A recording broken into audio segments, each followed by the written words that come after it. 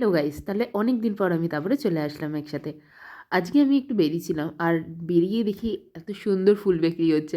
আর আজকে আমি আমার ঘন্টু না মন্টুকে নিয়ে বেরিয়েছিলাম। তারপরে আমি কিনে নিলাম আমার জন্য দুটো গাছ। আসার পর তারপরে আমি এই গাছগুলোকে একটু ভালো মতো দেখে নিচ্ছিলাম যে আর এতগুলো ফুল আছে, মানে এই ফুলগুলোই আমি ভাবলাম তাহলে পুজোয় লাগিয়ে দিই। কারণ ফুলগুলো জাস্ট এত সুন্দরভাবে ফুটে আছে আমি কি বলবো।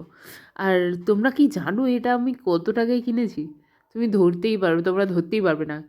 এই দুটো গাছ মাত্র আমি 10 টাকায় কিনেছি, মানে 10 টাকা 10 টাকা 20 টাকা। আর এর ভেতরে যে এতগুলো ফুল ছিল মানে এক ঝুড়ি হয়ে গেছে। আমি বাড়িতে এসে মাকে বললাম, মা বলো তো মা এই গাছটা কত টাকা নিয়েছে? মা আমাকে বলল, কত হবে? 20 টাকা 20 টাকা 40 টাকা হবে, না হলে 50 টাকা হবে। আমি যে না মা, শুধুমাত্র 10 টাকা নিয়েছে, মানে 10 টাকা 10 টাকা 20 টাকা নিয়েছে আমার থেকে। মা তো ভাবতেই পারে না, কারণ 10 টাকায় তো এত ফুলও আসে না যতগুলো ফুল এইটার মধ্যে ফুটেছিল।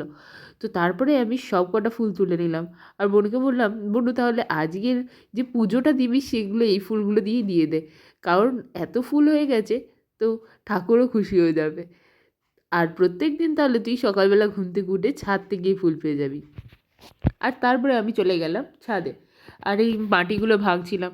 এই মাটিগুলো ভাঙাতে মানে কন্টিনিউয়াসলি আমি এতভাবে মাটিগুলো ভাঙছি না, মানে কাউকে পেটাচ্ছি। মানে জীবনে যদি তোমার কারোর ওপর রাগ থাকে, মাটি ভেঙে ভেঙে তুমি তার উপর রাগ বের করতে পারো। তারপরে হয়েছে কি, মাটিগুলোর মধ্যে আমি একটু সার মিশিয়ে দিলাম।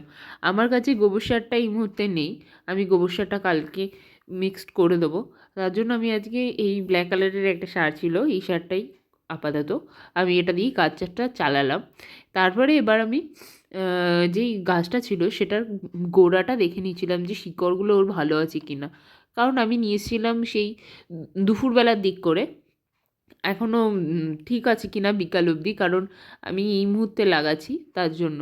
তারপরে দেখলাম না, আমি এটা ঠিকই আছে। তো তারপর আমি এটা লাগাবো।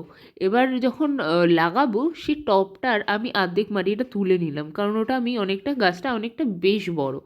তো আমি ওটা ভালো মতো ওর নিচের মাঝখান দিয়ে একদম কভার করে নিলাম, যাতে জিনিসটা ওর পুরোপুরি মাটি দিয়ে ঢেকে যায়। আর আমার কাছে আছেও অনেক মাটি।